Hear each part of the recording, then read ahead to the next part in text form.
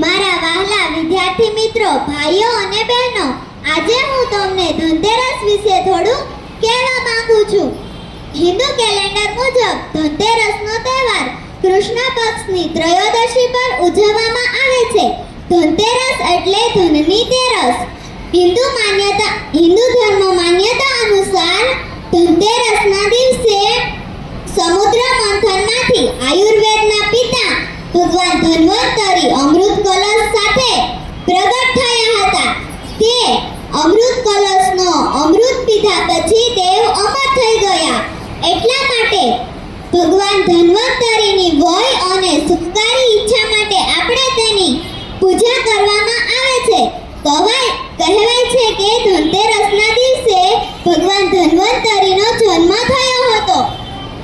આ દિવસે ભગવાન ધન્વંતરી ઉપરાંત યમ, લક્ષ્મી, ગણેશ અને કુબેરદેવની પૂજા પણ કરવામાં આવે છે. આ દિવસે લક્ષ્મી પૂજનનું પણ મહત્વ છે. કહેવાય છે કે લક્ષ્મીજી આપણને ભય અને શોકથી મુક્તિ આપે છે. કુબેરદેવ એ એક અસુર પ્રવૃત્તિનો હરણ કરનાર દેવ છે.